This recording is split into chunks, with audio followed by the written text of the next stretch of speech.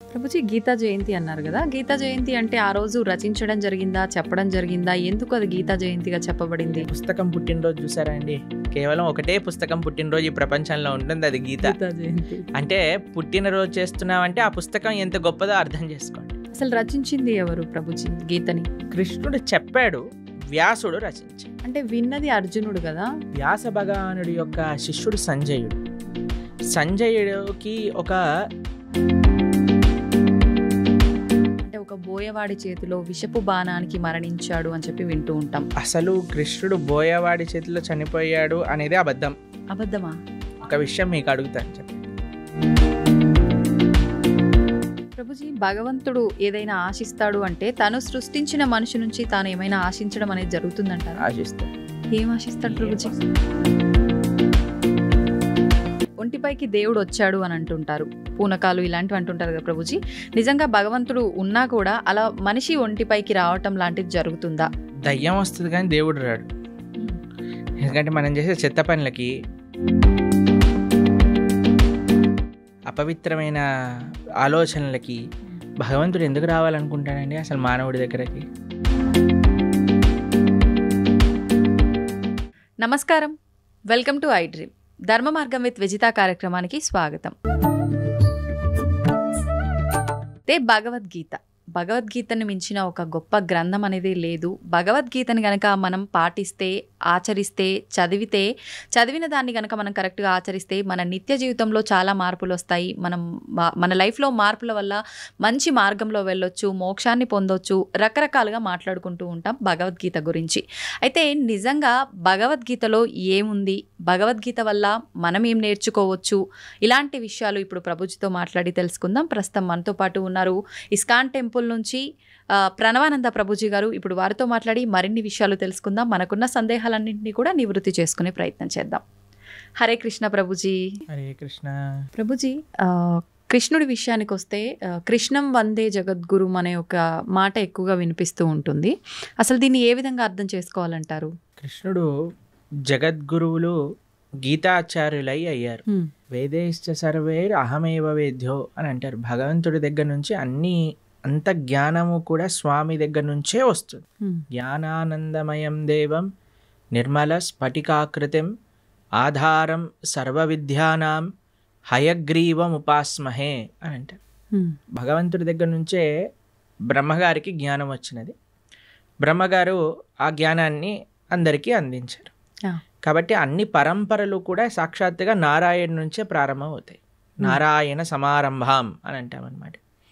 కాబట్టి మనకి 5000 సంవత్సరాల క్రితం ఎప్పుడైతే కురుక్షేత్ర యుద్ధం జరిగింది, ధర్మక్షేత్రే కురుక్షేత్రే సమవేతాయుత్సవ మామకః పాండవాశ్చైవ కిమకర్వత సంజయ.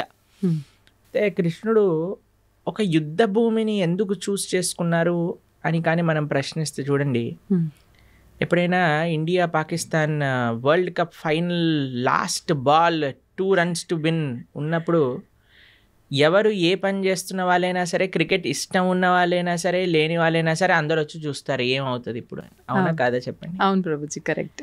అప్పట్లో ఇండియా పాకిస్తాన్ ఎలా ఉండేదో అప్పుడు కౌరవులు పాండవులు అనమాట. మొత్తం ప్రపంచం అంతా వాళ్ళు ఎంత శక్తివంతం అంటే ఏదో ఒక సైడ్ తీసుకోవాల్సి వచ్చింది అందరికి. ఐదర్ కౌరవుల సైడ్ కానీ పాండవుల సైడ్. మొత్తం అన్ని కెమెరాలు, ఫోకస్ లైట్లు అన్ని కురుక్షేత్రం పైనే ఉందన్నమాట. కృష్ణుడు అనుకున్నా ఇది కరెక్ట్ టైం చెప్పడానికి, గీతోపదేశం చేయడానికి, ఎందుకంటే ఫోకస్ అంతా ఒక దగ్గరకు వచ్చింది కాబట్టి. అప్పుడు గీతాచార్యుడై శ్రీకృష్ణుడు అర్జునుడి యొక్క మాధ్యమంగా ప్రపంచానికి మొత్తం గీతను ఉపదేశం చేశారు. అంటే అక్కడ అర్జునుడితో పాటు అందరూ కూడా విన్నారా? అందరూ వినలేదు, కానీ అర్జునుడి యొక్క మాధ్యమంగా, అంటే అర్జునుడికి చెప్తూ ఇప్పుడు ప్రపంచం అంతా తెలిసిపోయింది కదా. అవును ప్రభుజీ. కాబట్టి అర్జునుడిని మైక్ లాగా మాధ్యమం చేసుకున్నాడు. ప్రపంచం మొత్తం కూడా గీతను ఉపదేశం చేశారు పరమాత్మ. అయితే ఎందుకు జగద్గురువు అంటారంటే, భగవద్గీత సనాతన ధర్మానికి ఒక ఫౌండేషన్ బుక్ అన్నమాట. సనాతన ధర్మం యొక్క సిద్ధాంతాలన్నీ కూడా భగవద్గీత ప్రస్తావన చేసింది, ప్రతిపాదన చేసింది. అందుకే ఆచార్యులందరూ కూడా గీత పైన భాష్యాన్ని రచించారు. కాబట్టి ఇప్పుడు చూడండి మీకు ఒక విషయం చెప్తాను. మీరు ఒక న్యూస్ పేపర్ ఇచ్చారనుకోండి, మీరు ఈ న్యూస్ పేపర్ చదవండి అని చూస్తారు మీరు, ఓ ఇది నిన్న న్యూస్ పేపర్ పక్కన పెట్టేస్తారు. అవునా? మీకు ఒక డైరీ ఇచ్చారనుకోండి, ఇప్పుడు 2025 వస్తుంది, మీరు చూసారనుకోండి, అరే ఇది 2023 ఇది ఏమంటారు మీరు సామాన్లు లిస్ట్ రాసుకోవడానికి, తర్వాత ఐరన్ ఎన్ని ఇచ్చారు అని రాసుకోవడానికి యూజ్ చేస్తారు. ఎందుకంటే 2023 డైరీ 2025లో పనిచేయదు. కానీ మీరు చూడండి భగవద్గీత 5000 సంవత్సరాలు అయినది, కానీ ఇప్పటికీ అందరూ అధ్యయనం చేస్తున్నారు భగవద్గీతని. ఇప్పటికీ అన్నిటికంటే మోస్ట్ కమెంటెడ్ బుక్ ఏదన్నా ప్రపంచంలో ఉంటే అది భగవద్గీత. ప్లస్ భగవద్గీతలో ఏం మార్పులు లేవు. స్వామి చెప్పిన 700 శ్లోకాలు ఏవైతే భగవద్గీతలో ఉన్నాయో అవే నడుస్తూ ఉన్నాయి ఇప్పటికి కూడా. ఇంకా వాటి యొక్క అప్లికేషన్ పెరుగుతుంది. మొన్న మేము ఒక మేనేజ్మెంట్ కోర్స్ అటెండ్ అయ్యామన్నమాట. అందులో చెప్తున్నారు ప్రపంచంలో ఎవరు మేనేజ్మెంట్ ప్రిన్సిపల్ చెప్పినా అది భగవద్గీత నుంచే దొంగతనం చేసినవి. వాళ్ళు తీసుకెళ్ళిపోతారు, దాన్ని ఒక వెస్టర్నైజ్డ్ పబ్లిసిటీ చేసి మనకు అమ్మేస్తూ ఉంటారు. మనమేమో చాలా అమాయకులుగా ఎంత బాగా చెప్పారు అని. అవన్నీ గీతలో ఉన్నాయి. కాబట్టి గీతాచార్యుడిగా ప్రపంచంలో ఎవరైనా సరే గీత పట్టుకొని చదివితే వారి యొక్క మనసు మార్పు చెంది వారి యొక్క జీవితం మార్పు చెందే ఒక జ్ఞానాన్ని కృష్ణుడు ఇచ్చాడు. కాబట్టి ఆయన జగద్గురువు అయ్యారు, మొట్టమొదటి జగద్గురువు అయ్యారు. కాబట్టి అందరు గురువులకి ఆయనే గురువు. ఎందుకంటే ఆయన ఉపదేశం చేసిన తత్వములే మనందరం మాట్లాడుకుంటాం కాబట్టి. అది నారాయణుడిగా ఆయన జ్ఞానాన్ని ఇచ్చిన, కృష్ణుడిగా ఆయన జ్ఞానాన్ని ఇచ్చిన, వ్యాసుడిగా ఆయన జ్ఞానాన్ని ఇచ్చిన, హయగ్రీవుడిగా ఆయన జ్ఞానాన్ని ఇచ్చిన, హంసావతారంగా జ్ఞానాన్ని ఇచ్చిన, కపిలుడిగా జ్ఞానాన్ని ఇచ్చిన, అన్ని అవతారాలు జ్ఞానాన్ని పంచడానికి కోసమే వచ్చాయి. కాబట్టి ఆయన జ్ఞాన నిధి. అందులో భగవంతుడికి షడైశ్వర్య సంపూర్ణుడు అంటాడు. భగవాన్ అనే వాటికి నిర్వచనంగా పరాశర మహర్షి విష్ణు పురాణంలో షడ్ ఐశ్వర్యములు పరిపూర్ణంగా కలిగినవారు అని చెప్తారు. అందులో ఒక ఐశ్వర్యం సకల జ్ఞానము కలిగినవాడు ఆయన. కాబట్టి ఆయనకి తెలియనదంటూ ఏముండదు. ఆయన ఇచ్చేదే మనకి ధర్మము అని అంట. అందుకే మన శాస్త్రములు ధర్మస్తు సాక్షాత్ భగవత్ ప్రణీతం. భగవంతుడు చెప్పినదే ధర్మము, భగవంతుడు చెప్పిందే గీత. ఆ గీత ఎక్కడ ప్రపంచంలో ఎవరు అధ్యయనం చేసి పాలించినా సరే వాళ్ళు సుఖ సంతోషాలతో ఉంటారు. కృష్ణుడు గీతాచార్యుడై జగద్గురువులై వసుదే వసుతం దేవం కంస చానూర మర్దనం దేవకీ పరమానందం కృష్ణం వందే జగద్గురు. అటువంటి గీతా జయంతి మహోత్సవాన్ని కూడా మనం ఇటీవల చేసుకున్నాం. ఈ నెల రోజులన్నీ మార్గశీర్ష మాసం అంతా చాలా ముఖ్యమైనది. ఎందుకో తెలుసా అండి, కృష్ణుడు గీతలో చెప్పారు ఒక విషయాన్ని, మాసానా మార్గశీర్షోహం అని అన్నారనమాట. కాబట్టి ఈ మార్గశీర్ష మాసం అంతా కూడా గీతను అధ్యయనం చేయటం, గీతని వినటం. మన ప్రణవానంద దాస్ అనే ఛానల్ ఉంటుంది యూట్యూబ్లో. అందులో మనకి ప్లేలిస్ట్లో ఒకసారి మనం 18 అధ్యాయాలకి 18 గంటలు మనం ప్రవచనం అని చెప్పామన్నమాట. అది వినడానికి ప్రయత్నం చేస్తే మనకి గీత ఏం చెప్పాలనుకుంటుంది అనే విషయాలు మొత్తం కూడా మనకు అర్థమవుతాయి. అలా గీతని వినటం, గీతని చదవటం, గీతని 10 మందికి ఇవ్వటం ఈ మార్గశీర్ష మాసంలో చాలా ముఖ్యమైన విధానం అన్నమాట. ప్రభుజీ గీతా జయంతి అన్నారు కదా, గీతా జయంతి అంటే ఆ రోజు రచించడం జరిగిందా, చెప్పడం జరిగిందా, ఎందుకు అది గీతా జయంతిగా చెప్పబడింది? మీరు ఎప్పుడైనా పుట్టినరోజు ఒక పుస్తకం పుట్టినరోజు చూసారా అండి? కేవలం ఒకటే పుస్తకం పుట్టినరోజు ఈ ప్రపంచంలో ఉంటుంది, అది గీతా జయంతి. అంటే పుట్టినరోజు చేస్తున్నామంటే ఆ పుస్తకం ఎంత గొప్పదో అర్థం చేసుకోండి. అయితే గీతా జయంతి యొక్క విశేషత ఏంటి అని అంటే, గీత ఆ రోజు శ్రీకృష్ణుడు ఉపదేశం చేశారు అని ఒక విషయం చెప్తారు. ఓకే. లేదు అమావాస్య రోజు ఉపదేశం చేశారు, సంజయుడు దాన్ని ప్రతిపాదన చేశారు ధృతరాష్ట్రుడికి, అది ఏకాదశి రోజు అని కూడా విషయం చెప్తారు. కానీ గీత ప్రకాశితమైన రోజు ఇది మనం తెలుసుకోవాలి. అర్జునుడికి కృష్ణుడు ఉపదేశం చేసిన రోజు గీతా జయంతి. అసలు రచించింది ఎవరు ప్రభుజీ గీతని? కృష్ణుడు చెప్పాడు, వ్యాసుడు రచించాడు. అంటే విన్నది అర్జునుడు కదా, మళ్ళీ అంటే వ్యాస భగవానుడికి ఇప్పుడు వ్యాస భగవానుడి యొక్క శిష్యుడు సంజయుడు. సంజయుడికి ఒక వరం ఇస్తాడనమాట వేదవ్యాసుడు. నువ్వు ఎక్కడున్న విషయమైనా సరే నీకు కనిపిస్తుంది, నీకు అది అర్థమవుతుంది అని. ఎందుకంటే ధృతరాష్ట్రుడికి చెప్పాలి, మామక పాండవైశ్చైవ కిమ కుర్వత సంజయ్, ఏం చేస్తున్నారు వాళ్ళు అని సంజయుడిని అడిగాడు. సంజయుడు ఆ దివ్య దృష్టితో చూశాడు. కృష్ణుడు అర్జునుడికి చెప్పిన విషయాలన్నీ కూడా సంజయుడు ధారణ చేసి ధృతరాష్ట్రుడికి చెప్పాడు. సంజయుడు మాధ్యమంగా వేదవ్యాసుడికి తెలిసి వేదవ్యాసుడు కూడా రచించాడు. కాబట్టి మహాభారతము వేదవ్యాస లిఖితం. అందులో కృష్ణుడు ఉపదేశం చేసిన భగవద్గీత మధ్యలో పొందపరుచుంది అనమాట. కాబట్టి భగవద్గీత అటు శృతి ఇటు స్మృతి అపౌరుషేయము లిఖించబడినది. రెండు కూడా విశేషమైన లక్షణం భగవద్గీతకి. అయితే ఇప్పుడు మనందరం చూస్తున్నది తెలుగులో మనకు కనిపిస్తుంది గీత అనంటే. ముందుగా రచించింది సంస్కృతంలోనేనా ప్రభుజీ? సంస్కృతంలో ఉన్నప్పుడు అంటే ఎవరంటే వాళ్ళు చదవడానికి అంటే బ్రహ్మాండంగా గీతని ఎవరైనా చదువుకోవచ్చు. చిన్నపిల్లలు, స్త్రీలు, వృద్ధులు, పురుషులు ఎవరైనా సరే గీత అధ్యయనం చేసుకోవచ్చు, బ్రహ్మాండంగా చదువుకోవచ్చు. ఇలా ప్రభుపాదుల వారి దయ వల్ల ఆయన ఏం చేశారంటే గీత యొక్క యాక్సెసిబిలిటీ ఎలా పెంచారు అని అంటే ఏ లాంగ్వేజ్ సుమారుగా 70 కంటే ఎక్కువ లాంగ్వేజెస్లో శ్రీల ప్రభుపాదుల వారి యొక్క భగవద్గీత ట్రాన్స్లేట్ చేయబడింది. ఇంకో విషయం చెప్తాను, లాస్ట్ 50 yearsలో 55 కోట్ల గీత పుస్తకాలు వితరణ చేసింది ఇస్కాన్. 55 కోట్ల పుస్తకములు వితరణ చేశారు ప్రపంచవ్యాప్తంగా. అది గొప్ప విషయం అన్నమాట. కాబట్టి అలా మనం ఈ గీతా వితర అనేది చాలా ముఖ్యమైన సేవ. కాబట్టి మీరు ఏ లాంగ్వేజ్లో శ్రీల ప్రభుపాదుల భగవద్గీత యథాతథం అని మీరు టైప్ చేశారనుకోండి, మీకు ఈజీగా లభించేస్తుంది. దాన్ని చక్కగా మనం చదువుకోవటమే. అది తెలుగులో అంటే తెలుగులో, ఇంగ్లీష్లో అంటే ఇంగ్లీష్లో, హిందీలో అంటే హిందీలో, అన్నిట్లో ఉంది. ఇప్పుడు గీతని అంటే దానం చేయొచ్చా ప్రభుజీ? ఎవరికి దానం చేయొచ్చు అంటారు? ఒకవేళ దానం మన ఇంట్లో ఉండే పుస్తకాన్ని దానం చేసేయకూడదు. మన ఇంట్లో ఉండే పుస్తకాన్ని మనం చదువుకుంటూ ఇంకో పుస్తకాన్ని తీసి దానం చేయొచ్చు. ఇప్పుడు చూడండి, అందరికి ఒక క్రేజ్ పెరిగిపోయింది ఈ మధ్యలో రిటర్న్ గిఫ్ట్స్ అని. సరే, మీరు ఏ చిన్న ఫంక్షన్ చేసినా సరే రిటర్న్ గిఫ్ట్ ఇవ్వాలి. ఇప్పుడు వచ్చే గిఫ్ట్ కంటే వెళ్ళే గిఫ్ట్ ఇంకా ఈ ప్రెస్టీజియస్ గా ఉండాలి అని ఆలోచిస్తూ ఉంటారు. పెళ్లిల్లో ఉండే వాళ్ళందరూ ఆలోచిస్తుంటారు ఏమి ఇవ్వాలి, ఏం చేయాలని. మీరు ఏ వస్తువు ఇచ్చినా సరే ఇదేంటి, ఇది అందరు ఇస్తున్నారు, ఇదెందుకు, దీనికంటే ఎక్కువ తీయచ్చు కదా, అన్ని కంప్లైంట్స్ వస్తూ ఉంటాయి. ఎవరు సాటిస్ఫై చేయలేం. నా పర్సనల్ సజెషన్ ఏంటి అంటే, సనాతన ధర్మంలో ఉండే వాళ్ళు ఎవరైతే వివాహం చేసుకుంటారో రిటర్న్ గిఫ్ట్గా అందరికి ఒక గీతా పుస్తకాన్ని ఇవ్వండి. మంచి సలహా ప్రభుజీ. ఏదో ఒక ఆధ్యాత్మిక పుస్తకాన్ని ఇవ్వండి. దాన్ని ఏదో వంక పెట్టలేడు కదా, పెట్టలేరు, ప్రసాదంగా తీసుకుంటాడు కదా. చదివితే వాడు బాగుపడతాడు, మీకు ఆ పుణ్యం వస్తుంది. ఇప్పుడు చూడండి ఎన్ని మంచి విషయాలు ఉన్నాయో. ఒక వివాహంలో ఎంత కోట్లు ఖర్చు పెట్టేస్తున్నారండి. ఇప్పుడు మీరు చూసే ఉంటారు కదా. అసలు వివాహం పైన కాదు, వెనకాల ముందుండే తోకల పైన. అసలు వివాహం 10 నిమిషాలు అయిపోవాలి, మిగతావన్నీ రోజులు చేసేస్తున్నారు. సరే చేసుకొని ఇవ్వండి, కానీ కనీసం పెళ్లి రోజే ఇదైనా చేయండి. కనీసం సనాతన ధర్మ ప్రచారం అవుతుంది, మీకు పుణ్యం వస్తుంది, తీసుకున్న వాడికి ఒక ఆపర్చునిటీ దొరుకుతుంది గీతను చదువుకోవడానికి. కాబట్టి ఎంతమంది అయితే వివాహాలు చేసుకుంటున్నారో మీరు కానీ ఈ వీడియో మీ దగ్గరకు వస్తే మీకు కృష్ణుడు ఒక అవకాశాన్ని ఇస్తున్నారు గీత పంచడానికి అని అనుకోండి. మాకు ఎంతో మంది తెలుసండి, చాలా మంది పెద్ద పెద్ద ఆఫీస్ ఫంక్షన్స్ జరిగినప్పుడు, ఏదైనా జరిగినప్పుడు, మొన్నే మేము ఆదిలాబాద్లో ఉన్నప్పుడు ఒక ఆయన 108 భగవద్గీత పుస్తకాలు తీసుకెళ్ళి వాళ్ళ ఇంట్లో జరిగే ఉత్సవంలో అందరికి ఇవ్వాలి అని తీసుకెళ్ళారనమాట. కాబట్టి తప్పకుండా మీకు కానీ గీత పుస్తకాలు కావాలి అని అంటే ఇస్కాన్ ఆదిలాబాద్కి మీరు కాంటాక్ట్ చేయండి. మీకు ఎన్ని వేలు కావాలంటే అన్ని 1000 పుస్తకాలు మేము పంపిస్తాం. చక్కగా మీరు రిటర్న్ గిఫ్ట్ రూపంలో గీత పుస్తకాన్ని ఇవ్వండి. అప్పుడు మీరు అడగచ్చు, వాళ్ళు చదవరండి, చాలా మంది ఇంట్లో ఉంటే చాలండి. మీకు స్టోరీ చెప్తాను. ఒకళ్ళకి మేము గీత ఇచ్చామన్నమాట. వాళ్ళు అన్నారు మా ఇంట్లో చదవరండి పుస్తకాలు అన్నారు. మీ పిల్లలైనా మీరు చదవకపోతే మీ పిల్లవాడు ఏం చదువుతాడండి, వాడికి అసలు ఇంట్రెస్ట్ లేదండి అని. సరే అయ్యా మీ ఇంట్లో పెట్టుకో, ఎవడైనా వచ్చినప్పుడు చదువుతాడు వాడు అని అన్నాను. సరే అని వాళ్ళ ఇంట్లో పెట్టుకున్నారనమాట. పెట్టుకుంటే వాళ్ళ ఇంట్లోకి హైదరాబాద్లో ఉంటారు వాళ్ళు.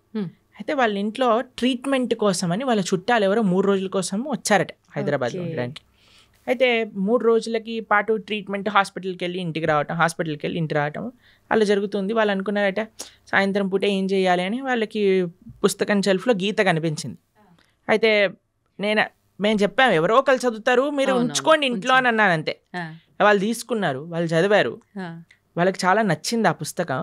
వాళ్ళ ఇంటికి తీసుకెళ్ళిపోయారు. వాళ్ళు ఉండేది ఎక్కడో మహబూబ్ నగర్ ప్రాంతంలోనే ఎక్కడో. వాళ్ళు గీత చదివి వాళ్ళు భక్తులు అయిపోయారు. మేము ఒక కార్యక్రమానికి వెళ్ళినప్పుడు వాళ్ళు మాకు ఈ విషయం చెప్పారు, ప్రభుజీ మీరు ఒకళ్ళ గీత ఇస్తే వాళ్ళ ఇంట్లో ఉన్న గీత మేము చదివితే మేము భక్తులం అయిపోయాం.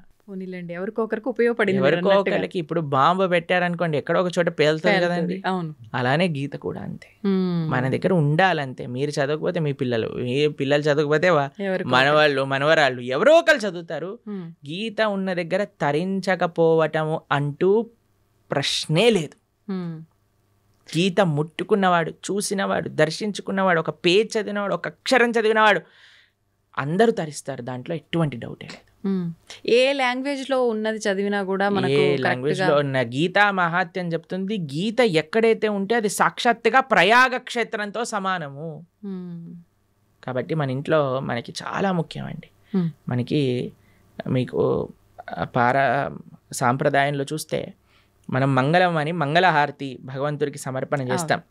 అందులో శాస్త్రాలకు కూడా మనం మంగళహారతి సమర్పణ చేస్తాం అన్నమాట, ఏవైతే వైదికమైన గంధములు మన ఇంట్లో ఉంటాయి. కాబట్టి ప్రతి ఒక్కళ్ళింట్లో గీత, భాగవత, రామాయణాదులు ఉండవలసినదే. మీరు అనుకోకండి మా ఇంట్లో ఎవరు చదవరు, తెచ్చి పెట్టండి, ఎవరో ఒకరు చదువుతారు. పూజ రూమ్ లో పెట్టి ఉంచొచ్చా ప్రభుజీ? పూజ రూమ్ లో పెట్టేసి మంచిగా వాటికి అన్ని క్లాత్ కట్టేసేసి లోపల పెట్టేసి దండలేసేసి పుష్పాలు, పూలు, పసుపు చదవాలన్నా సరే ఆ మూట తీయటం కూడా పలకన్నా సరే వద్దులే బాబు అన్నట్టుగా ఉండకూడదు, యాక్సెసిబుల్ గా ఉండాలి ఎవరైనా చదువుకోవాలన్నప్పుడు. అవును అవును. కాబట్టి పూజ చేసేయమనండి అంటే ఇప్పుడు అందరూ మొన్న గీతా జయంతి రోజు ప్రవచనం చెప్తున్నాం అనమాట. అన్న మీ అందరికీ ఇప్పుడు భగవద్గీత ఆరాధన ఎలా చేయాలో చెప్తాను, అందరు ఫస్ట్ ఆచమనం చేయండి అనగానే అందరు పుస్తకాలు తీసుకొని రాసుకుంటున్నారనమాట. ఫస్ట్ ఆచమనం చేయాలి, దాని తర్వాత మీ కుడి చేత్తో గీత తీసుకోండి, కుడి చేత్తో గీత తీసుకోండి, ఎడం చేత్తో పట్టుకోండి, దాన్ని ఓపెన్ చేయండి, చదవటం ప్రారంభించండి, ఇదే ఆరాధన అంటే ఓ ఇదేనా ఆరాధన, మేము ఇంకేదైనా చెప్తారు అనుకున్నాం ప్రభుజీ గారు, ఏం పుష్పాలు తేవాలి, ఏం అభిషేకాలు చేయాలి అని. కాబట్టి అంటే భగవంతుడి ఫోటోకు ఆరాధన చేసినట్టు చేయాలనుకున్నారు. ఒక్కొక్క విధానం ఒక్కొక్క వస్తువుకి ఒక్కొక్క రకంగా ఆరాధన చేస్తాం. గ్రంథాలకి ఆరాధన ఎలా చేస్తాము అని అంటే అధ్యయనం చేయటమే ఆరాధన, అది చదవటమే ఆరాధన. ఓకే. కాబట్టి ఏదో మనం ఆరతులు తిప్పేసామా అది ఇది కాదండి, మెయిన్ మనం చదవాలి పుస్తకాన్ని, గీతను, భాగవతాన్ని, వీటన్నిటిని అధ్యయనం చేయటమే ముఖ్యం. ఇప్పుడు చదవాలన్నప్పుడు చాలా మందికి మాంసాహారం తినే అలవాటు ఉంటుంది కదా ప్రభుజీ, మాంసాహారం తిన్న తర్వాత చదవాలనుకుంటే చదవచ్చా? ఫస్ట్ మాంసాహారం మానేయండి అందరూ. మానలేము అనుకుంటే తప్పదు. అలా ఎందుకు అనుకుంటారు మానలేము అని? మనం జీవహింస చేయటం మానలేము అని అంటే ఎలా అంటే చెప్పండి, ఇప్పుడు టెర్రరిస్ట్ అన్నారు అనుకోండి, నేను జనాల్ని చంపటం మానలేను అని అంటారా? అప్పుడు మీరేమంటారా, పర్వాలేదు నాన్న నువ్వు నీకు అనిపించట్లేదు కదా చంపేసే అని అంటామా మనం? అనలేము. చెప్పండి, అంటారా మీరు? లేదండి మాకు చంపాలనే ప్రాణం ఉంది అంటే కంటిన్యూ అంటామా? కారణం కదా. కాబట్టి మనం ఫస్ట్ నాన్ వెజ్ ఆపేసేయండి, ధార్మికంగా ఉండండి. లేదండి మేము ఎంత చెప్పినా మేము మారము అన్న వాళ్ళు పర్వాలేదు, గీత చదవటం ప్రారంభం చేయండి, ఆ గీత యొక్క అనుగ్రహం చేత మానేస్తాం. ఓకే. కాబట్టి మీకు ఒక విషయం చెప్తాను, ఎందుకు మానేయమంటున్నా అంటే ఇప్పుడు గీత చదివినప్పుడు అది వంటికి ఎక్కాలి కూడా కదండి. అవును. ఇప్పుడు డాక్టర్ గారి దగ్గరికి వెళ్తారు మీరు, డాక్టర్ గారి దగ్గరికి వెళ్ళినప్పుడు డాక్టర్ ఏం చేస్తారు, మీకు ఈ మెడిసిన్ వేసుకోండి అని ఇస్తారు, దాంతోపాటు ఇవి తినకూడదు అని ఒక లిస్ట్ ఇస్తారు మనకి. అవును ప్రభుజీ. డాక్టర్ ఏమంటాడంటే ఇవి తినటం ఆపేస్తేనే నీకు ఈ మెడిసిన్ పనిచేస్తుంది, అవునా కదా చెప్పండి. ఇప్పుడు మీరు నాకు అడిగారు అనుకోండి, ప్రభుజీ మెడిసిన్ మెయినా ఇవి ఆపేయటం మెయినా అని నేను మిమ్మల్ని అడిగాడు అనుకోండి, మీరు ఏం చెప్తారండి? మెడిసినే మెయిన్ అని చెప్తా నేను. మెడిసినే మెయినా, ఆపటం మెయిన్ కాదు కదా? కాదు, దాని బదులు ఇంకో ఫుడ్ తినొచ్చు, కానీ మెడిసిన్ ఆపితే అది తగ్గదు కదా ప్రభుజీ. నేను అడిగే ప్రశ్న ఏంటి అంటే, ఇప్పుడు ఈ మెడిసిన్ మెయిన్ అనుకున్నాం అనుకోండి, ఈ మెడిసిన్ వేసుకుంటూ డాక్టర్ తినద్దు అన్న విషయాలు కూడా తింటూ ఉన్నాం అనుకోండి, మనకి మెడిసిన్ శరీరం పైన పనిచేస్తుందా? పనిచేయదు. రెండు మెయినే కదా. ఎంత మెడిసిన్ మెయినో అంతే పథ్యం కూడా మెయిన్. అవును, అవునా కదా? అలానే ఎంత మనం గీత చదవటం ముఖ్యమో అంతగా ఏవైతే గీత వద్దు అని అంటుందో వాటిని దూరంగా పెట్టడం కూడా ముఖ్యమే. మనం ఎప్పుడైతే మాంసాహారం, మద్యం, మాదక ద్రవ్యాలు, జూదం ఆపటం వల్ల ఏమవుతుంది అంటే మెడిసిన్ ఏదైతే మనం తీసుకుంటున్నా, గీత అధ్యయనం చేస్తున్నామో, జపం చేస్తున్నామో, పూజ చేస్తున్నామో, ఆరాధన చేస్తున్నామో అది మనకి వంటికి ఎక్కుతుంది. మనకి ఏంటి తత్వము అని అర్థం అవుతుంది, లేకపోతే అర్థం కాదు. ఎందుకంటే ఈ డీపర్ స్పిరిచువల్ సైన్సెస్ అర్థం చేసుకోవాలంటే మనం సత్వగుణంలోకి రావాలి. సత్వగుణం అంటే ఎటువంటి జీవహింస, ప్రాణిహింస, స్వయం హింస. ఇప్పుడు చూడండి, మాంసాహారం తినడం అంటే వేరే వాడిని హింసించడం, మాదక ద్రవ్యాలు, సిగరెట్, మందు. ఇప్పుడు చూడండి, ఇది శాస్త్రం వరకు చెప్పాల్సిన అవసరం లేదండి, సిగరెట్ డబ్బా పైనే చూపిస్తుంది స్మోకింగ్ కాజెస్ క్యాన్సర్.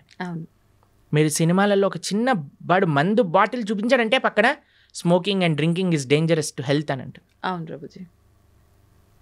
ఒకటి మీరు వేరే వాళ్ళనైనా హింసిస్తున్నారు, మీ శరీరాన్ని మీరు స్వయంగానే హింస పెట్టుకుంటున్నారు. ఎక్కడైతే హింస ఉన్నదో అక్కడ ధర్మం ఉండలేదు. మొన్న మేము ఒక విషయంలో చెప్తున్నాం అనమాట. హిందూ అంటే అర్థమే హింసకి ఎంతో దూరంగా ఉండేవాడే హిందువు. అది హిందువు యొక్క అర్థం. కాబట్టి మాంసాహారం తిని గీత చదవచ్చా అని అంటే ఫస్ట్ మాంసాహారం మంజేయండి. ఇప్పుడు ధనుర్మాసం వస్తుంది, తర్వాత కొత్త సంవత్సరం వస్తుంది, ఒక సంకల్పం తీసుకోండి. ఎవరైనా అంటారండి మేము తినకపోతే చచ్చిపోతామని? అలాంటి వాళ్ళు ఎవరైనా ఉంటారా అండి? లేదు కదా. అది ఏమి నేను ఇప్పుడు ఊపిరి పీల్చుకుపోతే చచ్చిపోతాను అని అంటే ఓకే పర్వాలేదయ్యా ఊపిరి పీల్చుకో అని చెప్తాను. నీళ్ళు తాగకపోతే చచ్చిపోతాను, సరే పర్వాలేదు, అది కూడా ఒప్పుకుంటే. నేను వేరే ప్రాణిని చంపి తినకపోతే చచ్చిపోతాను అనేవాడు ఉంటాడా అండి ఎవరైనా? లేరు కదా. కాబట్టి అది నీ ప్రాణం పైకి రావట్లేదు, కాబట్టి వేరే వాళ్ళ ప్రాణం తీయకు. కాబట్టి మనం ఒక సంకల్పం తీసుకుందాం, మంచిగా ధార్మికంగా ఉండడానికి ప్రయత్నం చేద్దాం. ఎందుకు మీకు ఈ విషయాలు చెప్తున్నానంటే, ఒకళ్ళు ఇటీవల మాకు చెప్పారు, ఒక కంపెనీలో పనిచేసే 250 మంది ఎంప్లాయీస్ మన వీడియోస్ వల్ల మాంసాహారాన్ని మానేసిన వాళ్ళు ఉన్నారు. కాబట్టి అందుకేసమే మనం మళ్ళీ చెప్తున్నాం, ఎందుకంటే జనాలకి పాపం తెలియదు. ఇప్పుడు ఉండే ప్రవచనకర్తలు కూడా ఎలా తయారయ్యారంటే, ఏం తిన్నా పర్వాలేదు, మీరేం చేసినా పర్వాలేదు, అన్నీ వీటికి వాటికి సంబంధం లేదు, అది ఇది అంటున్నారు. కానీ అలాంటి వాళ్ళు ఉన్నప్పుడు మనకి ధర్మం ఏంటో తెలిసినప్పుడు మనం కరెక్ట్గా చెప్పాలి కదా, మన కర్తవ్యం కదండి. కాబట్టి అందుకోసం చెప్తున్నాం. కాబట్టి మంచిగా ధార్మికంగా ఉండండి, మంచి భగవంతుడి యొక్క కృప పొందే విధంగా ఉండాలి. కాబట్టి గీత చదవండి. గీత చదివిన విషయాలు ఎప్పుడైతే మనం అర్థం చేసుకుంటామో అప్పుడు మన చెడు అలవాట్లన్నీ కూడా ఒకదాని తర్వాత ఒకటి పోతాయి, అట్లా ఎటువంటి సందేహం లేదు. ప్రభుజీ, ఇప్పుడు ఆహార నియమాలు అయితే పాటించాలి ఆధ్యాత్మికంగా మనం ఉన్నప్పుడు, మన ధర్మ ప్రకారంగా శాస్త్రంలో ఏం చెప్పబడిందో అని అన్నారు. అయితే ఆహార నియమాలు పాటించడం వరకు ఓకే, కానీ ఆహారం కూడా తినకుండా, అంటే ఉపవాసం తినకుండా పూజలు చేయమని అలా ఉందా మన ధర్మంలో అంటే ఏం చెప్తారు? మీకు విషయం తెలుసా, ఇప్పుడు పెద్ద థియరీ నడుస్తుంది, మీరు ఇంటర్నెట్లో చూడండి ఈ విషయం గురించి. ఎంత మనం తక్కువ తింటే అంత మన ఆరోగ్యం బాగుంటుంది. అవును. మీకు ఒక సైంటిస్ట్, అవార్డ్ విన్నింగ్ సైంటిస్ట్ ప్రతిపాదన చేసింది, 15 రోజులకు ఒకసారి కానీ ఉపవాసం ఉంటే క్యాన్సర్ని మొత్తం క్యాన్సర్ సెల్స్ని తినేస్తుంది బాడీ అని, ఫుల్ బాడీ డీటాక్స్ అయిపోతుంది అని. 15 రోజులకు ఒకసారి వచ్చేది ఏకాదశి. మనం ఏకాదశి ఉపవాసం ఉండండి రా అంటే దేవుడు అలా ఉండమన్నాడా, ఇది చేయమన్నాడా అని అంటారు. కానీ వెస్టర్న్ సైంటిస్ట్ వచ్చి do this fasting and you will be cancer cells will be gone అనగానే ఓ వా అని అంటారు మన వాళ్ళు. అది మన దగ్గర ఉండే ఒక మూర్ఖత్వం అంటారు చూడండి, అమాయకత్వము, అజ్ఞానము అని అనొచ్చు మనం. కాబట్టి మన శాస్త్రం ఏదైతే చెప్తుందో అది జాగ్రత్తగా ఆచరించటం వల్ల మనకు తెలుస్తుంది. ప్రతిదీ ప్రశ్నించాల్సిన అవసరం లేదండి. మనం ఏం చేయాలంటే ఫస్ట్ ఆచరించాలి. ఇప్పుడు మీకు స్కూల్లో అడ్మిషన్ ఇచ్చారనుకోండి, యూనిఫామ్ వేసుకోండి, సాక్స్ ఈ కలర్లో ఉండాలి, షూస్ ఇలా ఉండాలి, పాలిష్ చేసుకొని రావాలి, హెయిర్ స్టైల్ ఇలా ఉండాలి, ఆడపిల్లలు అయితే జడ వేసుకొని రావాలి అని చెప్తారు. ఎందుకు జడ వేసుకోవాలి, ఎందుకు యూనిఫామ్ వేసుకోవాలి, ఎందుకు షూ పాలిష్ చేసుకోవాలి, ఇవన్నీ అడగం. చెప్పింది చేస్తాం. చెప్పినప్పుడు స్కూల్లోకి వెళ్ళినప్పుడు ఓ ఇది అందరూ కామన్గా ఉండడానికి, ఇది డిసిప్లిన్ ఉండడానికి, మనకి బాధ్యత నేర్పించడానికి, క్లీన్లీనెస్ నేర్పించడానికి, ఒక యునైటెడ్ కాన్షియస్నెస్ రావడానికి, ఇవన్నీ ఎప్పుడు వస్తాయి? ఆచరిస్తూ ఉన్నప్పుడు, 10 మందిని చూస్తున్నప్పుడు వస్తాయి. కానీ మన లోపల ఏమైపోయింది, ఫస్ట్ ఏం చేయాలన్నా సరే ప్రశ్నించడం ప్రారంభం చేసాం. ఇది చేయండి రా, ఎందుకు చేయాలి, ఇది చేస్తేనే దేవుడు కరుణిస్తాడా, ఇది చేస్తేనే ఇది అవుతుందా, లేకపోతే అవ్వదా? ప్రతిదానికి ఆన్సర్ ఉంటుందండి. కానీ ఎవరికి చెప్తాము? ఎవరైతే వినయంగా ఆచరిస్తున్నారో అటువంటి వారికి చెప్పచ్చు, మూర్ఖంగా వాదించే వాడికి చెప్పలేము. కాబట్టి ఉపవాసం ఎందుకోసము, ఇలా వ్రతం ఎందుకోసము, లేదా ఒక పూజా విధానం ఎందుకోసము అని అంటే అది మనల్ని భగవంతుడి దగ్గరికి తీసుకెళ్తుంది, భగవత్ ప్రీత్యర్థం. మన ఆరోగ్యం బాగుండటం ఇవన్నీ సెకండరీ. కొన్ని నియమాలు శాస్త్రములు చెప్పాయి, ఈరోజు ఇలా ఉండండి, ఈరోజు ఇలా ఉండండి అని. మన పెద్దలు చెప్పిన మాట, పెద్దల మాట పెరగన్న మూట అంటాం కదండి. పెద్దలు చెప్పిన మాటే పెరగన్న మూట అంటే శాస్త్రం చెప్పిన మాట ఇంకెంత మంచిది చెప్పాలి. కాబట్టి ఆచరించడం ప్రధానం. ఒకసారి ఆచరించడం ప్రారంభం చేస్తే మనకి ఎవరిని అడగకుండా తెలిసిపోతుంది ఎందుకు చేయమన్నారు ఏంటి, ఆ బెనిఫిట్స్ మనమే చూస్తాం. ఇప్పుడు ఒక ఆహార నియమాన్ని చెప్పామనుకోండి, దాన్ని ఆచరిస్తూ ఉన్నప్పుడు కన్సిస్టెంట్గా మనకు తెలుస్తుంది, అరే మన జీవితం ఎలా మారింది, మన క్లారిటీ ఆఫ్ మైండ్, థాట్, మన జీవన శైలి, మనం మాట్లాడే విధానం, మన ఆలోచనలు, మన స్ట్రెస్, మన డిప్రెషన్, మన యాంగర్, అవన్నీ ఎట్లా తగ్గుతుంది? ఉమ్, లేదు నాకు ప్రూవ్ చేయి తర్వాత మానేస్తానంటే ఎలా చెప్పండి? అవును, కాదు కదా. కాదు. ఇప్పుడు నువ్వు ఇప్పుడు ఇంజనీరింగ్ కాలేజ్లో ఒకటి జాయిన్ అవుతున్నాడు, నాకు జాబ్ ఇస్తేనే నేను జాయిన్ అవుతా అంటాడా? అన్నారు. నువ్వు జాయిన్ అవ్వు, నువ్వు చదువు, అవును, అప్పుడు నీకు జాబ్ వస్తుంది, అంతే కదా. ఫస్ట్ నాకు ప్లేస్మెంట్ ఇవ్వు తర్వాత జాయిన్ అవుతానంటే ఎలా అండి? అవును.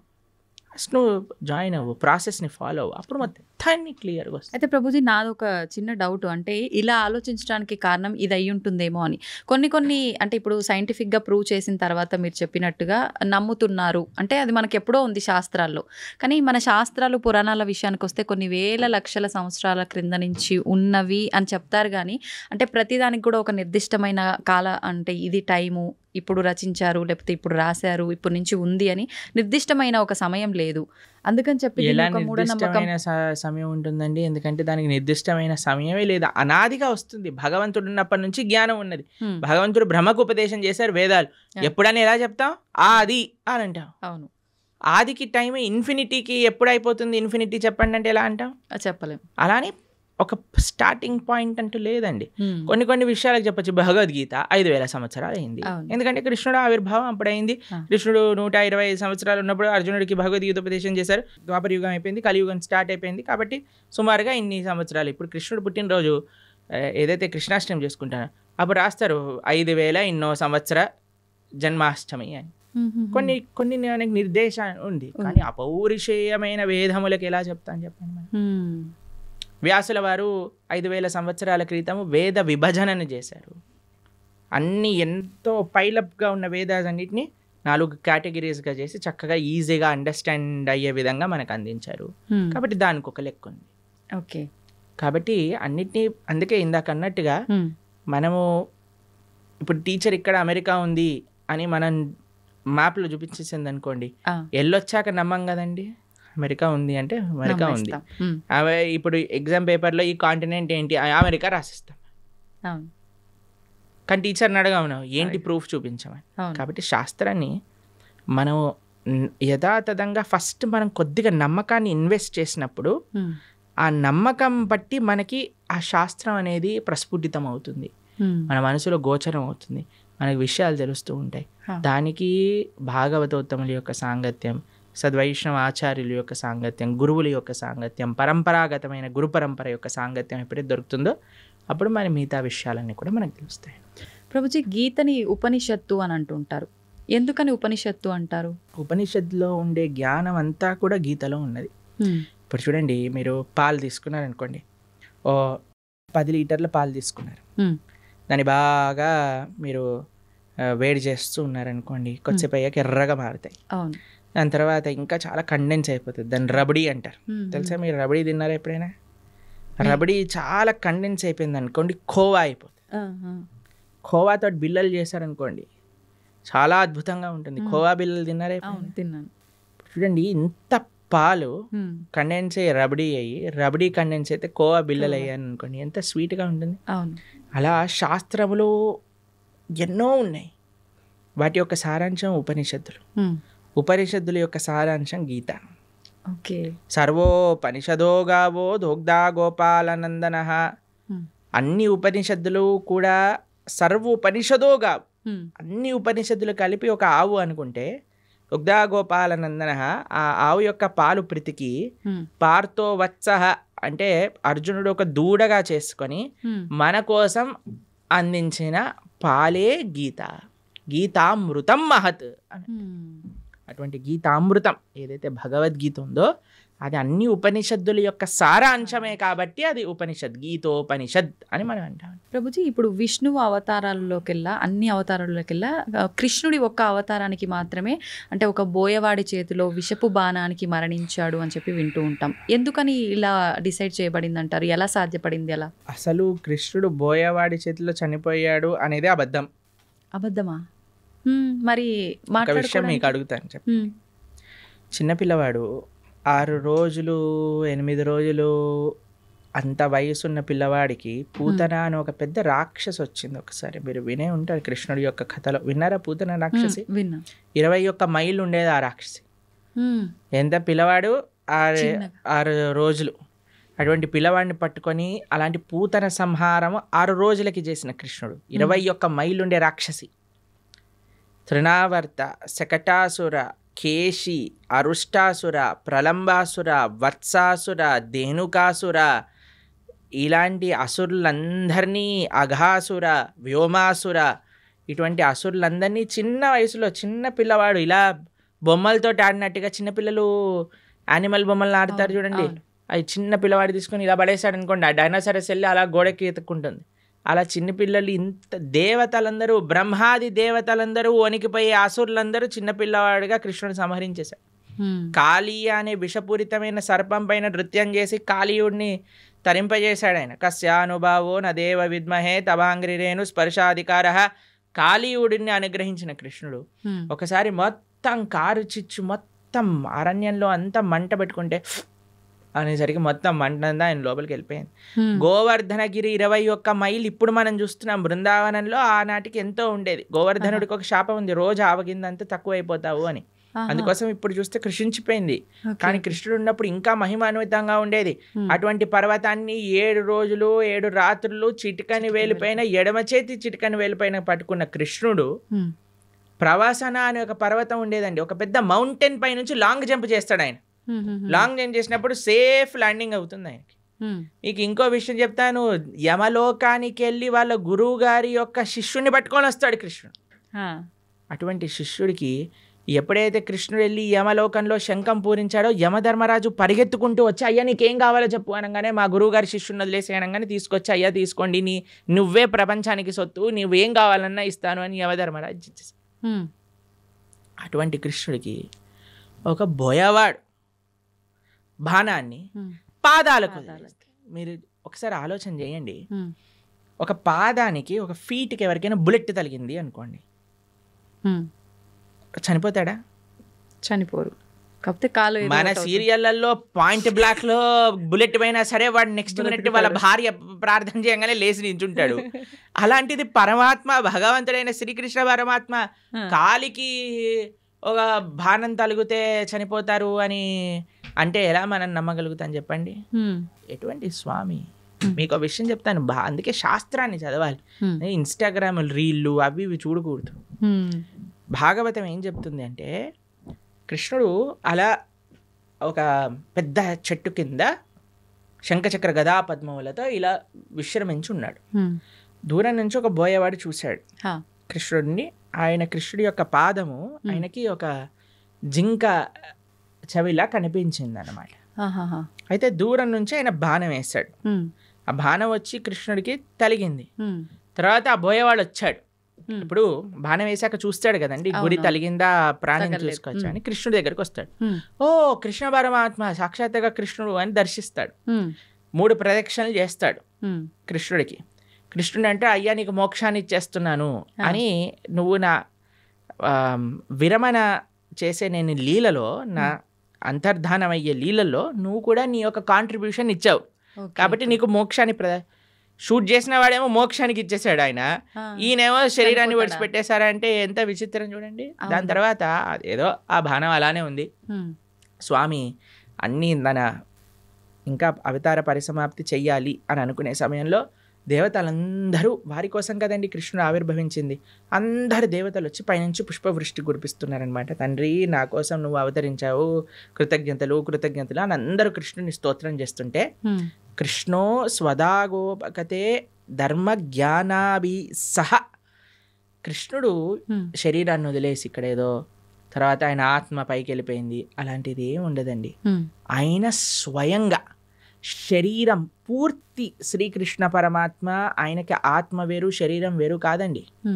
కృష్ణుడు మనలాగా జీవుడు పంచభౌతికమైన దేహం కాదండి. జన్మ కర్మచ మే దివ్యం.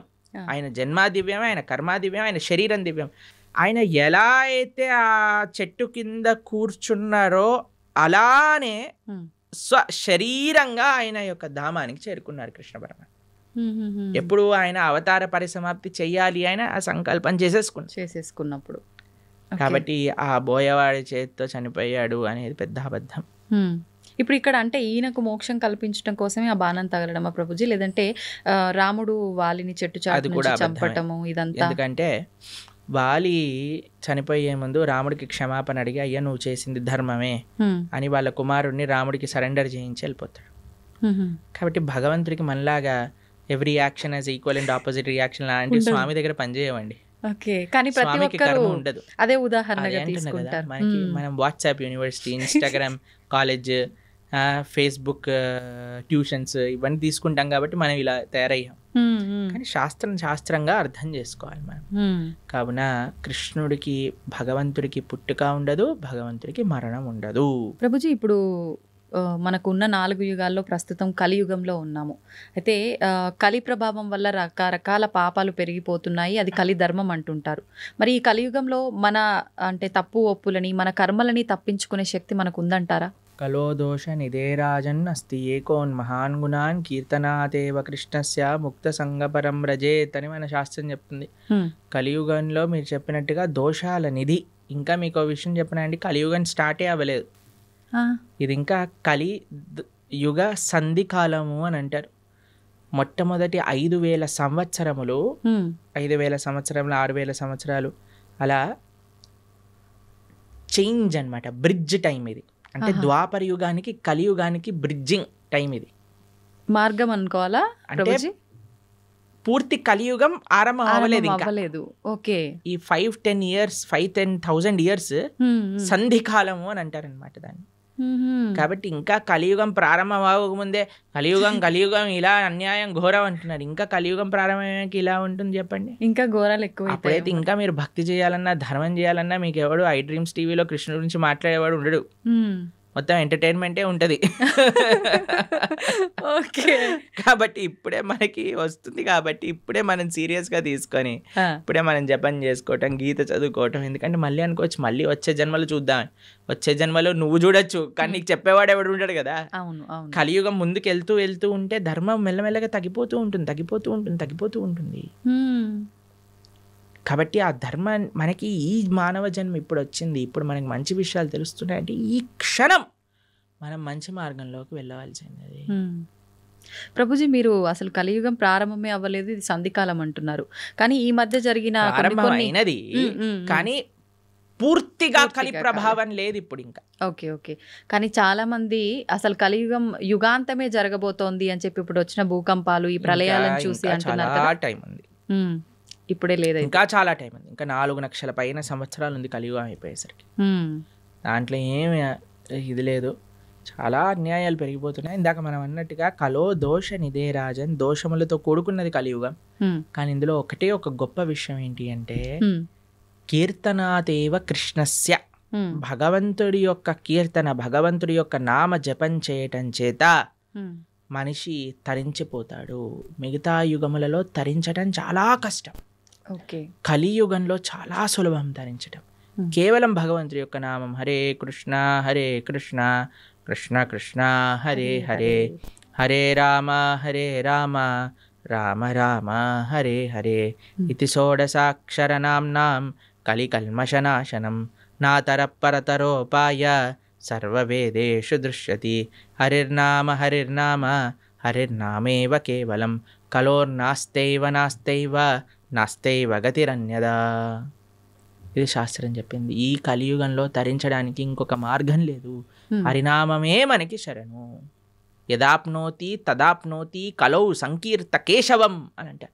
మిగతా యుగములలో చేసే దాన తప కర్మ క్రియలు అన్నిటి యొక్క ఫలితము కూడా కలియుగంలో కేవలం భగవన్నామం జపం చేయటం చేత వచ్చేస్తాయి. యదాప్నోతి తదాప్నోతి కలౌ సంకీర్త కేశవం. ఆ కృష్ణుడి యొక్క నామస్మరణ అన్నిటికంటే గొప్పది. కాబట్టి ఎన్ని రకాల ఆపదలు మనకున్నాయన్నా, ఎన్ని రకాల డిస్ట్రాక్షన్స్ ఉన్నాయన్నా, ఎవరైతే భగవన్ నామాన్ని పట్టుకుంటాడో వాడికి ఎటువంటి తిరుగు లేనే లేదు. ప్రభుజీ, భగవంతుడు ఏదైనా ఆశిస్తాడు అంటే తను సృష్టించిన మనిషి నుంచి తాను ఏమైనా ఆశించడం అనేది జరుగుతుందంటారు? ఆశిస్తాడు. ఏం ఆశిస్తాడు? ఏ వస్తువుని ఆశించడు, మనస్సుని ఆశిస్తాడు. భగవంతుడికి ఏమీ అవసరం లేదు. భగవాన్ ఆయన అంటారు ఏది భగవంతుడికి అవసరం లేదు, మనస్సు భగవంతుడికి అవసరం. ఈ ప్రపంచంలో ఉండే వాళ్ళకి ఏంటి, మన డబ్బులు అవసరం, మన అందం అవసరం, మన పలుకుబడి అవసరం, మన వస్తువులు అవసరం, మన ఇల్లు అవసరం. కానీ ఎవరినైనా మీరు అన్నారనుకోండి, మేము ఇప్పటి నుంచి మీరు ఇంట్లోకి వెళ్ళి చెప్పారనుకోండి, మేము వంట చేయను, జాబ్కి వెళ్ళను, ఏమీ చేయను, కానీ 24 గంటలు మీ గురించే ఆలోచిస్తూ ఉంటాను, నిన్నే ప్రేమిస్తూ ఉంటాను అని అంటే ఏమంటారు మీ ఇంట్లో వాళ్ళు? చాలా బ్రహ్మాండం అమ్మా అంటారా? అనరు. ఏమంటారు? పిచ్చి పట్టింది దీనికేదో అయింది అంటారా? మీరు భగవంతుడి దగ్గరికి వెళ్ళాలని అనుకోండి, అయ్యా నేను నీకేం పూజ పునస్కారం ఏం చేయలేను తండ్రి, కానీ 24 గంటలు నిన్ను మనసులో స్మరించగలుగుతా అంటే భగవంతుడు ఏమంటాడు? నువ్వే నాకు కావాలి అంటాడు. ఎందుకంటే ఈ ప్రపంచంలో ఉండే వాళ్ళందరికీ వస్తువులు అవసరం, భగవంతుడికి మనస్సు అవసరం. మనం ఏం చేస్తున్నా, మనస్సు కూడా ఈ ప్రపంచంలో ఉండే వాళ్ళకి ఇస్తున్నాం. కాబట్టి మనము ఈ ప్రపంచంలో ఉండేటప్పుడు మన బాధ్యతలు నిర్వర్తిస్తూ మన మనసుని భగవంతుడికి ఇవ్వాలి. అట్లా అని చెప్పి భగవంతుడికి నాకు ఏది వద్దని చెప్పి ముందు కూర్చొని ధ్యానం చేస్తే బ్రతకలేం కదా ప్రభుజీ, అన్ని కావాలి. అలా బ్రతకమని చెప్పాడా కృష్ణుడు? భగవద్గీతలో అర్జునుడు అదే అన్నాడు, నేను వెళ్ళిపోతాను, సన్యాసం తీసుకుంటాను. కృష్ణుడు అన్నాడు, మా మనుస్మర యుద్ధ, నన్ను గుర్తుపెట్టుకుంటూ యుద్ధం చేయాలి నీ కర్తవ్యము అని అన్నాడు. కాబట్టి మనం మన బాధ్యతలను నిర్వర్తిస్తూ భగవంతుణ్ణి గుర్తుపెట్టుకోవాలి, భగవంతుణ్ణి స్మరిస్తూ చెయ్యాలి. ఇది తత్వం. మనం నిత్యం ఎన్నో రకాల మాటలు మాట్లాడుతుంటాం, ఉదయం లేచిన దగ్గర నుంచి పడుకునే వరకు. ఈ మాట్లాడే మాటలు సత్యమే పలకాలి, అబద్ధాలు ఆడకూడదు అని చెప్పి అంటుంటారు. కానీ చాలామంది అబద్ధాలు ఆడుతూ ఉంటారు. అయితే భగవంతుడికే తప్పలేదు అబద్ధాలు ఆడటం, మానవ మాత్రం మనకెంత, కురుక్షేత్ర యుద్ధంలో శ్రీకృష్ణుడు అంతటి వాడే అబద్ధాలు చెప్పాడు అని చెప్పి కొంతమంది అంటుంటే విన్నాను. నిజంగా కృష్ణుడు అబద్ధం ఆడా? అబద్ధం ఆడటానికి వీళ్ళు ఒక సాకుగా అది తీసుకుంటున్నారా అంటే ఏం చెప్పారు? అబద్ధం అంటే నిర్వచనం ఏంటో తెలుసా అండి? భగవంతుడు ఏదైతే చెప్పాడో దానికి విరుద్ధంగా చెప్పటమే అబద్ధం చెప్పటము అని అర్థం. ఓకే. భగవంతుడు ఏదైనా మాట్లాడాడు అంటే అది అబద్ధం అవ్వదు. ఆయన సత్యం, ఆయన స్వరూపమే సత్యం. అవును. భగవంతుడి కంటే పెద్ద సత్యం ఇంకొకటి లేదు. ఆ సత్యం అబద్ధం ఆడినా సత్యమే అవుతుంది. కాబట్టి భగవంతుడు ధర్మస్తు సాక్షాత్ భగవత్ ప్రణీతం. భగవంతుడు ఏం చెప్తాడో అది ధర్మం అవుతుంది. భగవంతుడు మనకి అపరెంట్గా అబద్ధం ఆడాడు అనన్నా సరే ధర్మ సంరక్షణ కోసము, లోక పరిపాలన కోసము అంటాడు. కానీ మనలాగా మన స్వార్థం కోసం మన తప్పులు పక్కన పెట్టుకోవడానికి అనరండి. ఒక వ్యక్తి ఎందుకు అబద్ధం ఆడతాడు? వాడు చేసిన తప్పుని ఇది చేసుకోవడానికి, కప్పిపుచ్చుకోవడానికి. కానీ భగవంతుడు అలా చేయలేదండి. భగవంతుడు ఏదన్నా చేశాడు అని అంటే దాని వెనకాల ఎంతో రీజన్ ఉంటుంది. అంతేగాని నేను కూడా భగవంతుడు ఆడాను కదా అని నేను కూడా చేశాను అనుకోండి, పులిని చూసి నక్క వాత పెట్టుకున్నట్టు అవుతుంది. అవును. కాబట్టి మన వాళ్ళకి అన్ని చెడు పనులను సమర్థించుకోవడానికి భగవంతుడి పైన బాణాలు వేసేవాళ్ళు ఫస్ట్ అసలు భగవత్ తత్వం అంటే ఏంటో అర్థం చేసుకోవాలి. ఇప్పుడు చూడండి, మీరు ఒక సిగ్నల్ దగ్గర నించున్నారనుకోండి, మీ దగ్గర సిగ్నల్ దగ్గర ఉన్నారు, మీకు రెడ్ లైట్ పడిందా, ఆగారు. ఒక సీఎం, చీఫ్ మినిస్టర్ కాన్వాయ్ పోతుంది, ఆయన జుమ్ జుమ్ జుమ్ జుమ్ అని కార్లు వెళ్ళిపోతాయి. హే వాడు ఎందుకు వెళ్తున్నాడు, నేను కూడా వెళ్తానని మీరు కూడా వెళ్ళారనుకోండి, మిమ్మల్ని తీసి బొక్కలు పడేస్తారు. అంతే కదండి. కాబట్టి ఒక్కొక్కళ్ళకి ఒక్కొక్క పద్ధతి ఉంటుంది, ఒక్కొక్కళ్ళకి ఒక్కొక్క నియమం ఉంటుంది. ఆ నియమాన్ని ఆచరించడంలో గొప్పగా ఉంటుంది. కానీ పక్కన వాడి నియమాన్ని వాడెందుకు ఆచరించట్లేదు? ఇప్పుడు చూడండి, మీరు చాలా ఆశ్చర్యం ఏంటంటే గుళ్ళల్లో లైన్లలో నించుంటారు జనాలు. ఎప్పుడైనా విఐపీలు కానీ ఎవరైనా కొందరు ఫాస్ట్గా వెళ్ళిపోయారనుకోండి, వాళ్ళని చూసి వీళ్ళందరూ ఒకటే, వాళ్ళు ఎందుకు వెళ్ళిపోతున్నారు, వాళ్ళు తొందరగా అయిపోతుంది, మాకు అవ్వట్లేదని గోలబెట్టేస్తుంటారు. చూసారా టీవీలలో కూడా ఇలాంటి వీడియోలు చూస్తాం. మాకు అనిపిస్తుంది, సరే అయ్యా నీకు వాడు 2 నిమిషాల్లో వచ్చేస్తాడు, దర్శనం చేసుకొని 2 నిమిషాలు వెళ్ళిపోతాడు. నువ్వు అరగంట సేపు 2 గంటల సేపు ఆ ఆలయంలో ఉండే చక్కటి ఆ పాజిటివ్ స్పిరిచువల్ వైబ్రేషన్ని అబ్జర్వ్ చేసుకునే ఒక అవకాశం నీకు వచ్చింది. ఒక గీతో, భాగవతమో, ఒక విష్ణు సహస్రనామో, ఏదో ఒకటి భగవన్నామో, కృష్ణ గోవింద రామ నారాయణ అనుకోకుండా ఆ ఆలయంలో ఉండే ఆ పవిత్రమైన ఎన్వైరన్మెంట్ని పాడు చేసే విధంగా ఒకళ్ళపైన ఒకళ్ళు అరుచుకోవటాలు, వాళ్ళు వెళ్ళిపోతున్నారు, మేము టికెట్ కట్టాము, వీళ్ళు వెళ్ళిపోతున్నారు. ఈ గోల్ అసలు ఎంత విచిత్రమో చూడండి. అవును. వాడు అదృష్టవంతుడా, వీడు అదృష్టవంతుడా? మీరు చెప్పినట్టుగా చూస్తే వీళ్ళే అదృష్టవంతులు కదా, చెప్పండి. కానీ ఓపిక తక్కువ కదా ప్రభు. అసలు భగవంతుడు నేర్పించేది ఓపిక. ఆలయంలో ఓపిక పట్టిన వాడు జీవితంలో ఏం ఓపిక పడతాడు చెప్పండి. అవును. ఈ వ్యక్తి ఏమన్నా ప్రైమ్ మినిస్టరా తొందరగా వెళ్ళిపోయి దర్శనం చేసుకోవడానికి? లేదు. సరే అయ్యా బిజీ, అందరూ బిజీ ఈ ప్రపంచంలో, కానీ నీకు ఒక అదృష్టం వచ్చింది కదా, నువ్వే వేరే వాళ్ళని చూసి మనకెందుకు, వేరే వాళ్ళతో పోలికెందుకు, వాళ్ళు వెళ్ళారు దర్శనానికి, సరే భగవంతుడికి ఇష్టం లేదేమో ఎక్కువసేపు ఈయన నా ముందు కనిపించద్దు, తొందరగా పంపించేస్తాడు, కానీ నీ పైన ప్రేమ ఉందేమో, నిన్ను ఎక్కువసేపు చూసుకోవాలనుకుంటున్నాడేమో. కాబట్టి మాకు చాలా బాధేస్తుందండి ఎక్కడైనా ఆలయంలో ఆ ఫైటింగ్ నేచర్ ఎప్పుడైతే వచ్చేస్తుందో అది మొత్తం ఆ అట్మాస్ఫియర్ని పాడు చేసేస్తాం. కాబట్టి భగవంతుడితో మనకొద్దు, వేరే వాళ్ళతో పోలికొద్దు, మనము మన జీవితాన్ని పరిశీలన చేసుకుందాం. నేను ధార్మికంగా ఉన్నానా, ఆధ్యాత్మికత సనాతన ధర్మంలో వేరే వాళ్ళతో కంపారిజనే ఉండదు. నా జీవితాన్ని నేను భగవంతుడికి ఎలా సమర్పణ చేస్తున్నాను. ఇప్పుడు ఎగ్జామ్లో ప్రిపేర్ అయ్యేది నువ్వు ప్రిపేర్ అవుతావు, కానీ పక్కన వాడు అది ఆ చాప్టర్ వదిలేశాడు కాబట్టి నేను కూడా వదిలేస్తున్నాను, చెప్పని వాడు ఇది చేస్తున్నాడు కాబట్టి నేను కూడా చేస్తున్నాను. నీ ప్రిపరేషన్, నీ కాన్ఫిడెన్స్ నీది, నీ ఎగ్జామ్, నీ పర్ఫార్మెన్స్, నీ రిజల్ట్, నీ భవిష్యత్. అలానే ధర్మానికి వచ్చేసరికి నేను భగవంతుడికి ఆన్సరబుల్. ఒకరోజు భగవంతుడి ముందు నించున్నప్పుడు నేను చెప్పాలి సమాధానం, ఎంత అబద్ధం ఆడకుండా నేనున్నాను, ధర్మాన్ని ఆచరిస్తూ నేనున్నాను, శౌచం నేను పాటించాను Krishna. You are not answerable to anybody in this world except God. ఇది గుర్తుపెట్టుకున్నాం అనుకోండి, వేరే వాళ్ళని మనం ఏమనం, ప్రశాంతంగా మన జీవితాన్ని చక్కగా మన మంచి భక్తి మార్గంలో ఉండగలుగుతాం. నిజంగా ప్రతి ఒక్కరూ అంటే ఇంత జ్ఞానంతో ఆలోచిస్తే తప్ప ఆ వెయిట్ చేస్తున్నాము అనేది భగవంతుడు నిజంగా మీరు చెప్పినట్టు ఎక్కువసేపు నన్ను అలా భగవంతుడు ఉంచాలనుకున్నాడేమో, నాతో అలా పలికించాలనుకున్నాడేమో నామస్మరణ అనే ఆలోచన చేస్తే గనక మనకు నచ్చే వాళ్ళని హే ఎల్లకెళ్ళకెళ్ళ కూర్చో అంటాం కదా. అలానే భగవంతుడి దగ్గర కూడా కదండి భావన అండి, మనసులో ఏదైనా భావన ప్రధానం. భావన మంచిగా ఉన్న వాడికి జీవితం అంతా బాగా కనిపిస్తుంది. ఆ భావన లేనివాడు జీవితంలో ఎక్కడ చూసినా సరే వాడు తప్పునే ఎత్తుకుతాడు. కాబట్టి భగవద్గీత చదవటం వల్ల ఏమవుతుంది అంటే మన భావన శుద్ధీకరణ జరుగుతుంది. వీ కెన్ థింక్ పాజిటివ్లీ, జీవితాన్ని ఒక కరెక్ట్ పర్స్పెక్టివ్లో మనం చూడగలుగుతాం. ప్రభుజీ, దేవుడు ఉన్నాడు అంటే దయ్యం ఉంది అని అంటారు. నిజంగా దయ్యాలు ఉన్నాయా? ఒంటిపైకి దేవుడు వచ్చాడు అని అంటుంటారు, పూనకాలు ఇలాంటివి అంటుంటారు కదా ప్రభుజీ. నిజంగా భగవంతుడు ఉన్నా కూడా అలా మనిషి ఒంటిపైకి రావటం లాంటిది జరుగుతుందా? దయ్యం నిజంగా దేవుడు ఉన్నాడు కాబట్టి దయ్యం కూడా ఉంది నమ్మాలా, లేదంటే మూఢనమ్మకమా? దయ్యం వస్తుంది కానీ దేవుడు రాడు. ఎందుకంటే మనం చేసే చెత్త పనులకి, మన శరీరంలో ఉండే ఆ అపవిత్రమైన ఆలోచనలకి భగవంతుడు ఎందుకు రావాలనుకుంటాడండి అసలు మానవుడి దగ్గరకి? అంటే మన ఆచరణ గొప్పదా, మన మాట గొప్పదా, మన సాధన గొప్పదా?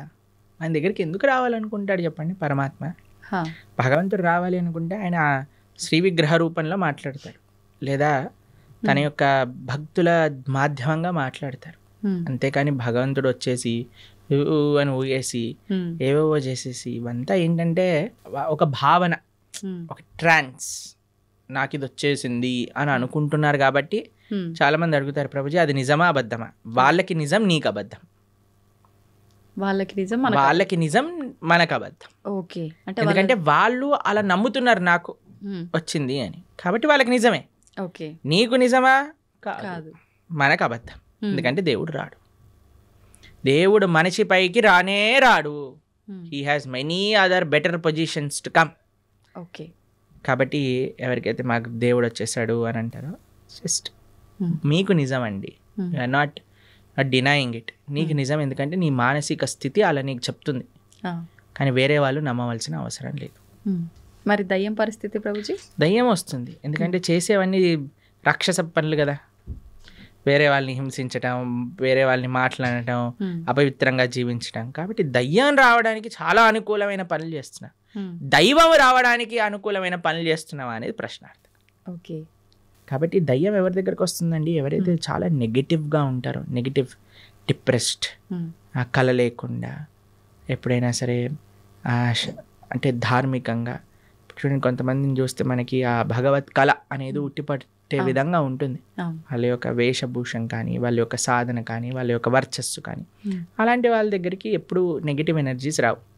కానీ ఎవరైతే ఎప్పుడు కూడా డిప్రెషన్లో ఉంటారో, గ్లూమీగా ఉంటారో, అని నెగిటివ్ ఆలోచిస్తుంటారో, వేరే వాళ్ళకి నెగిటివ్ చెయ్యాలి అని ఎవరైతే అనుకుంటారో వాళ్ళకి దగ్గర తప్పకుండా నెగిటివ్ ఎనర్జీస్ ఉంటాయి. ప్రభుజీ, ఇప్పుడు ఒంటిపైకి దేవుడు రావటం అయితే కాదు, అది వాళ్ళ వరకే నిజంగాని మనం నమ్మాల్సిన అవసరం లేదు. కానీ చాలా మంది ఇది పక్కన పెడితే దేవుడు మాకు కనిపిస్తాడు అని చెప్పి మీకు కూడా చూపిస్తామని చెప్పి ఈ మధ్యకాలంలో అంటున్నారు. నిజంగా దేవుడు కనిపిస్తాడు? దేవుడితో ఫోన్ చేసి మాట్లాడించే వాళ్ళు కూడా ఉన్నారు ఇంకా రాబోయే కాలంలో వచ్చేసారు ఆల్రెడీ. మన ధర్మంలో లేరు, పక్క ధర్మంలో ఉన్నారు ఇంకా. ఓకే, పక్క ధర్మం అంటూ పక్క మతాలలో ఉన్నారు ఇంకా. దేవుడు ఫోన్ నెంబర్లని. తర్వాత మీకు విషయం తెలుసా, స్వర్గంలో వాళ్ళకి ప్లాట్లు కూడా అమ్మే మతాలు కూడా ఉన్నాయి ఇంకా. అయ్యో, ఒక దేశంలో ఒక మతానికి చెందిన వాళ్ళు స్వర్గంలో నీకు ఇంత ప్లాట్ ఇంత డబ్బులు ఇచ్చి వాళ్ళ మత పెద్ద తీసుకొని వాళ్ళకి అమ్మిన వృత్తాంతాలు ఇప్పుడు జరుగుతున్నాయి ఇంకా. ఇంత పిచ్చోళ్ళ జనాలు. మీకు కనిపించట్లేదా ఆ పిచ్చితనం ఎలా ఉందో?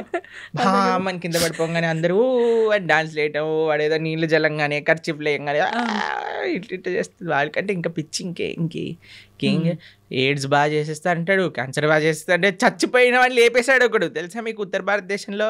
అవునా ప్రభుజీ? డెత్ సర్టిఫికేట్ ఉన్న వాడిని లేపేశాడు దేవుడి పేరు మీద. అంటే మన దేవుడు కాదనుకోండి, ఎవరి గురించి మాట్లాడుతున్నా మీకు అర్థమైంది. అలాంటి వాళ్ళ వేలాది మంది వెళ్ళిపోయి హర్షేస్తూ గోల పెట్టేస్తూ కింద పడిపోయి, అసలు నాకు చాలా విచిత్రం అనిపిస్తుందండి. అంటే జనాలకు బుద్ధి ఉంటే వెళ్తారా అసలు అలాంటి ప్రదేశాలకు? చెప్పండి ఒకసారి. ఇలాంటివి జరుగుతున్నా కూడా చాలా చోట్ల మత మార్పిడిలు జరుగుతున్నాయి కదా ప్రభుజీ, మరి దాని గురించి ఏమంటారు? మంచి పని అనిపిస్తుంది మాకు. ఇలాంటి వాళ్ళు బుద్ధి లేని వాళ్ళు వెళ్ళిపోతే మంచిదే కదండి. మూర్ఖులు ఉన్న వాళ్ళైనా అసలు మంచిగా ఉన్న వాళ్ళు కావాలి కదా. కాబట్టి ప్రలోభాలు ఎక్కువైపోయాయి మతం పైన. కాబట్టి ఆ ప్రలోభాలు తగ్గించుకోవాలి మనం. వేరే వాళ్ళే మన ధర్మం. అందుకే చెప్తున్నాను ఏంటంటే, ఎవరైతే శాస్త్రాధ్యయనం చేస్తారో, ఎవరైతే మంచిగా శాస్త్రాన్ని చదువుకొని వాటిని పాచరిస్తారో, వాళ్ళని ఎవరు ఏ ప్రభావం పెట్టి మార్చలేరు. మూర్ఖపు ఆలోచనలతో ఉండి దుర్మార్గపు ఆలోచనలతో ఉన్న వాళ్ళు మాత్రమే ఇది మూఢనమ్మకం అని భావించి ఇంకో దాంట్లోకి వెళ్ళడానికి ప్రయత్నిస్తారు. సంతోషం ప్రభుజీ, చాలా మంచి విషయాలు చాలా అద్భుతంగా వివరించారు, అందరికీ అర్థమయ్యే విధంగా. ధన్యవాదాలు. హరే కృష్ణ.